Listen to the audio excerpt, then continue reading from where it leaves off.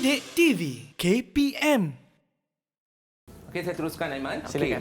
Kita akan belajar berkaitan dengan subtajuk jawatan kuasa hubungan antara kaum. Okey, kalau kita lihat subtajuk tersebut, jawatan kuasa hubungan antara kaum, kita dapat bayangkan bahawa jawatan kuasa ini terdiri daripada pemimpin pelbagai kaum. Untuk apa? Untuk perpaduan. Okey, sebab apa wujudnya jawatan kuasa hubungan antara kaum atau yang kita kenali sebagai CLC? Kerana wujudnya ketegangan hubungan antara kaum selepas Perang Dunia Kedua. Selepas Perang Dunia Kedua berlakunya ketegangan hubungan antara kaum. Jadi keadaan tersebut telah menimbulkan kesedaran. Kesedaran kepada siapa? Kesedaran kepada pihak British dan juga pemimpin kaum tersebut. Mereka sedar bahawa perlunya perpaduan. Jika tiada perpaduan, ketegangan ini akan berteruskan dan akan merugikan negara. Jadi mereka mula bertindak dan dalam masa yang sama juga British mula menyampaikan mesej. Apa yang mesej yang disampaikan oleh British?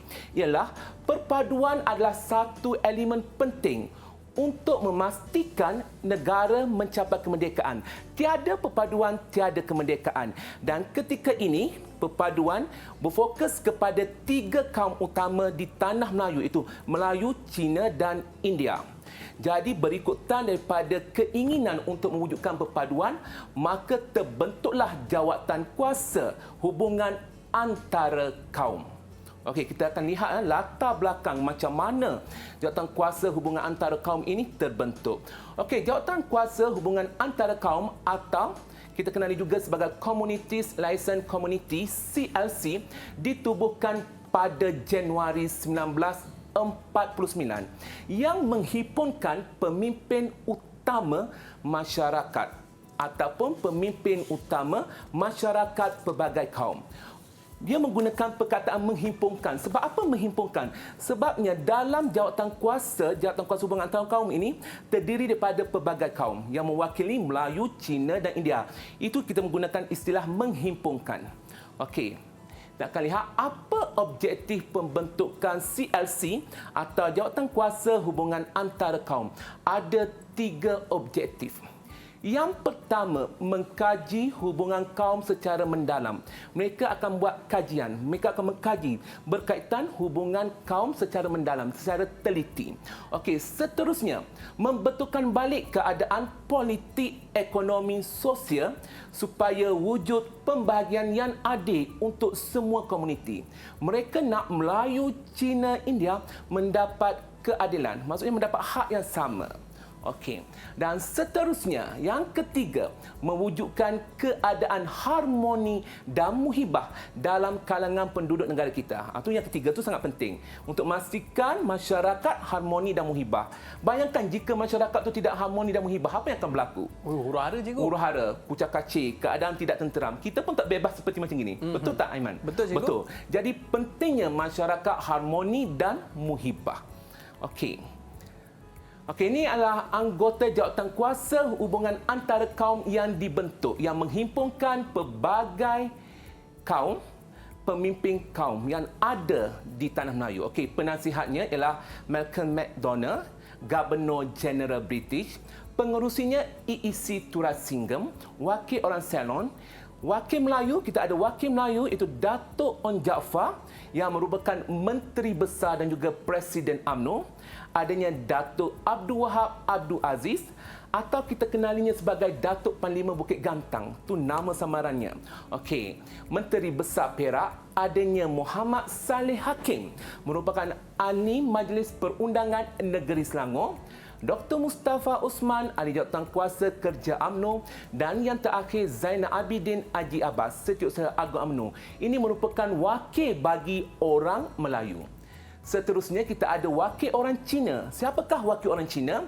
Tan Cheng Lock, Melaka, Lee Tiang Keng, Pulau Pinang, Sisi Tang, Singapura, Yong Shuk Ling, Selangor. Manakala ada ahli-ahli lain, contohnya Roland Bradder, wakil orang Eropah, L.R. Doraisamy, wakil kaum India, dan Dr. J.S. Gaunting, wakil orang Serani.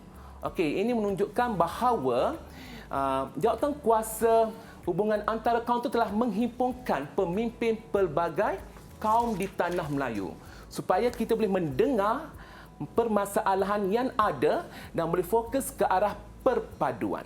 Okey, saya dah bagi penerangan. Okey, sekarang ni saya nak uji murid-murid atas talian. Okey, soalan pertama saya ialah, dah bersedia ke belum? Bersedia. Okey, dah bersedia. Mereka pun tunjuk tanda baik, dah bersedia. Okey, apakah tujuan perundingan antara kaum diwujudkan? Okey, Una. Tujuannya untuk mewujudkan kestabilan politik, ekonomi dan sosial ke arah mencapai status berkerajaan sendiri. Okey, tengok betul atau tidak jawapannya?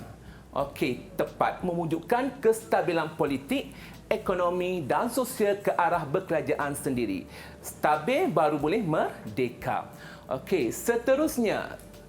Nyatakan moto CLC. Okey, siapa nak jawab? Siapa nak jawab? Okey, nampaknya Dania. Okey, teruskan Dania. Okey, moto yang digunakan oleh CLC ialah kesamaan dan keadilan untuk penduduk tanah Melayu. Kita lihat tepat atau tidak. Okey, tepat sekali. Kesamaan dan keadilan untuk penduduk tanah Melayu. Okey. Aiman pula baca soalan yang ketiga. Okey, boleh cikgu? Okey. Soalan yang seterusnya, hasilkan peta pemikiran berkaitan objektif pembentukan CLC. Okey, untuk pengetahuan Aiman, Ya. Soalan ini sudah diberikan terlebih awal kepada murid-murid saya supaya mereka menghasilkan peta pemikiran berkaitan objektif pembentukan CLC. Ini tugasan lebih awal. Ya. Okey, jadi kita lihat sama ada mereka berjaya melaksanakan tugasan ini atau tidak. Okey, jom. murid-murid semua boleh angkat tak tugasan awak? Okey. Okey, Tania, mereka semua berjaya menyelesaikan tugasan tersebut. Saya minta salah seorang murid tersebut menjelaskan ataupun membentangkan hasil yang diperoleh. Siapa Okey, tu? siapa nak bentangkan? Okey, dipersilakan Alisha. Ini merupakan hasil pembentangan saya. Ia tentang objektif pembentukan CLC. Yang pertama adalah untuk mengkaji hubungan kaum secara mendalam. Yang kedua, untuk membetulkan keadaan politik, ekonomi dan sosial supaya wujudnya pembahagian yang adil untuk sekomuniti. Yang terakhir adalah untuk mewujudkan keadaan harmoni dan muhibah dalam kalangan penduduk negara kita. Okey, tepat sekali jawapan Alisha tersebut. Okey, saya ada lagi satu soalan kebat. Okey, tapi kali ini soalan kebatnya berdasarkan ilustrasi. Okey, soalannya ialah ilustrasi kerjasama dan toleransi pemimpin kaum dalam pembentukan rupa bangsa Tanah Melayu. Okey, ini soalan kebat aras tinggi. Okey, murid-murid kena tafsirkan ilustrasi tersebut. Okey, siapa yang nak memberi jawapan? Okey, Una, silakan. Okey. Berdasarkan ilustrasi gambar di atas, apa yang boleh diperkatakan ialah berkaitan dengan kepentingan toleransi kaum yang mewujudkan sebuah kerjasama yang erat antara satu sama lain. Kerjasama ini sangat penting untuk mewujudkan sesebuah negara yang harmoni. Okey, tepat jawapannya iaitu dia mentaksirkan bahawa ilustrasi tersebut ialah berkaitan dengan kerjasama antara pemimpin. Okey, ada yang ingin memberi jawapan yang lain? Siapa nak jawab angkat tangan. Okey, Daniel, teruskan. Selain itu juga, ilustrasi gambar ini memberitahu bahawa pemimpin daripada latar belakang bangsa, budaya dan agama yang berbeza perlu berkongsi kepentingan dan mempunyai hala tuju yang sama iaitu membawa negara ke arah kemerdekaan. Okey. Tepat sekali. Okey, Daniel menggunakan istilah ataupun perkataan berkongsi kepentingan untuk siapa? Untuk kepentingan negara. Didik TV KPM